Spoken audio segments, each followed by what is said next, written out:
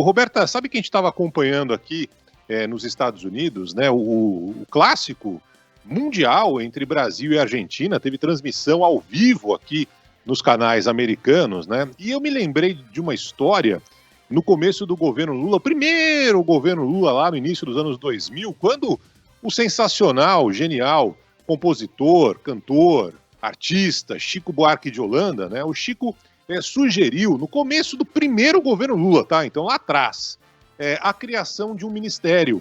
Era um ministério do vai da merda. Né? A ideia do Chico era que fosse criado um ministério para, à época, alertar o presidente, né, o presidente Lula, caso alguma coisa viesse a acontecer. Olha, o caminho não é esse. Né? Então se criaria ali um ministro que levantaria o dele e falaria: ô, presidente, vai dar merda, não vai dar certo. Né?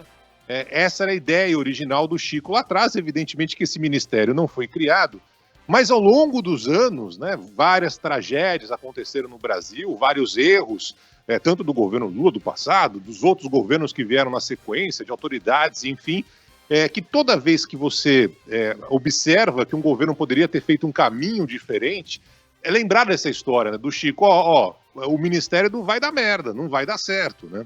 E ontem a gente acompanhando aquelas imagens terríveis do Maracanã, da violência, do quebra-pau entre as torcidas, da ação absolutamente absurda da Polícia Militar do Rio de Janeiro, né?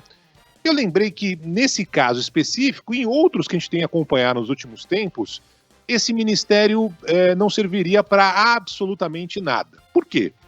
Porque ontem todo mundo sabia que era um jogo de risco. A gente tinha visto o que aconteceu na final da Libertadores da América, na final em que o Fluminense ganhou do Boca Juniors, do quebra-pau que houve antes, da confusão ali mesmo da partida começar, da briga na praia, das barras argentinas vindo e tudo mais, o despreparo absurdo, absoluto da Polícia Militar do Rio de Janeiro em conter esse tipo de evento, da pancada que come só do lado argentino e não comeu do lado da torcida do Fluminense. E ontem, de novo, teve quebra-pau entre brasileiros e argentinos, e o pau comeu só em cima da torcida da Argentina, que evidentemente estava jogando coisa, enfim, não tem santinho só não, mas tá tudo errado, tá tudo errado.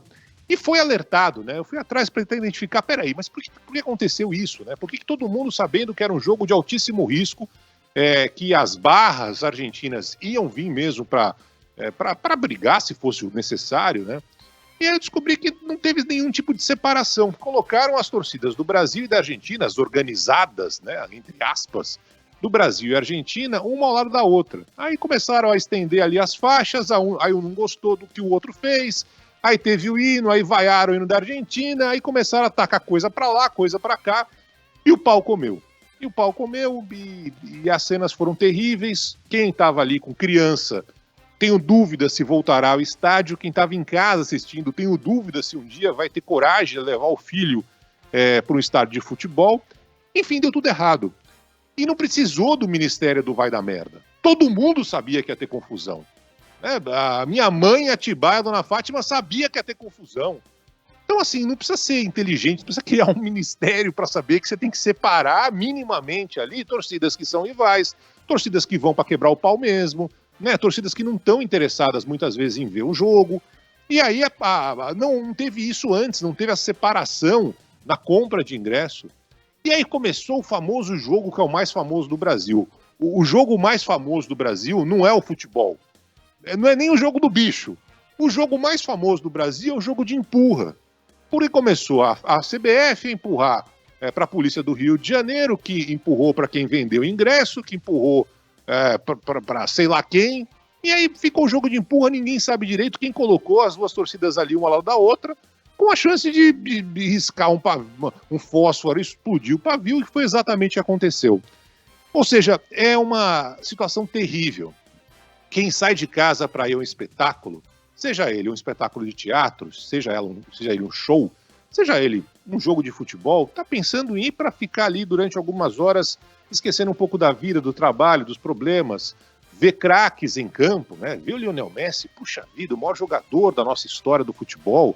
Eu tive o privilégio de acompanhar o Messi no Japão, atropelando o Santos do Neymar, né, na época com o Barcelona. Revi o Messi agora há poucos meses, quando ele veio aqui em Nova York jogar com o Inter Miami. É uma festa, é uma celebração, é o que você espera de um craque. Festa, curtição, alegria, entretenimento. E ontem a gente não viu nada disso no Maracanã. Pouco importa, teoricamente, quem ganhou, quem perdeu. O Brasil tá uma porcaria, né? Não jogou nada, né? Foi terrível a exibição na seleção brasileira. A Argentina também não jogou lá essas coisas. Foi um belíssimo gol do tamanho de cabeça e tal, um escanteio bem batido. Mas ficou nisso, não teve aquele espetáculo e tal. Mas isso pouco importa, né? O que importa é que, mesmo com todos os alertas sendo feitos, mesmo com todo mundo sabendo que havia um risco enorme de ter confusão, mesmo com todas as autoridades envolvidas no processo sendo alertadas, ninguém tomou providência nenhuma. E na hora que o couro comeu para o lado dos argentinos, não comeu para o lado dos brasileiros. E essa imagem chocou quem estava acompanhando aqui nos Estados Unidos. O narrador americano que estava aqui falou: peraí, por que só estão batendo em argentino? Por que o sangue está escorrendo só de argentino? Foi só argentino que brigou? E aí você vê as imagens, não. Também teve brasileiro que jogou cadeira, teve dos dois lados. Ou seja, tudo errado, tudo errado. E é triste que a gente não aprende. Se tiver amanhã mais um Brasil e Argentina em qualquer outro estádio, é bem possível que a gente reveja exatamente as mesmas cenas. Essa tentativa de melhorar, de mudar, de alertar, que muitas vezes poderia ser eficiente, hoje em dia a impressão que dá é que não basta. Não basta você alertar, não basta você avisar que a confusão vai vir, porque a confusão acaba estabelecendo e até com consequências mais graves do que aquela que a gente viu ontem, infelizmente, no Maracanã. Roberta. É uma vergonha. A gente segue falando sobre essa confusão entre as torcidas no Maracanã durante o jogo de ontem entre Brasil e Argentina. Para você que está na nossa live da Band News FM no YouTube, temos imagens também, porque 8 pessoas foram detidas durante a confusão e temos informações, atualizações chegando ao vivo com o Pedro Dobal. Fala, Pedro, bom dia.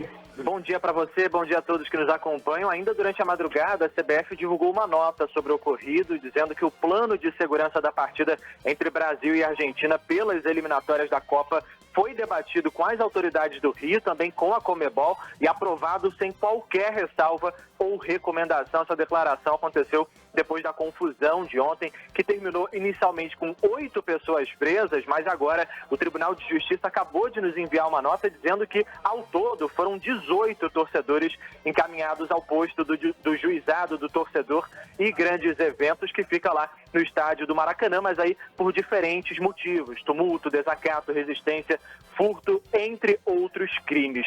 É a briga que a gente falava mais cedo e agora ao longo da programação aconteceu no setor sul do estádio. Não teve divisão entre as torcidas, era torcida mista. O início do jogo chegou a ser atrasado em cerca de meia hora e as agressões começaram depois que brasileiros começaram a vaiar o hino nacional argentino.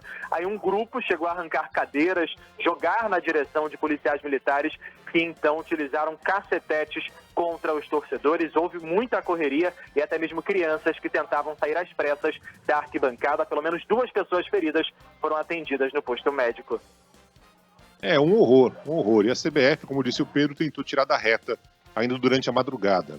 Não vai conseguir, né? A culpa, a responsabilidade se não total, mas em boa parte da Confederação Brasileira de Futebol.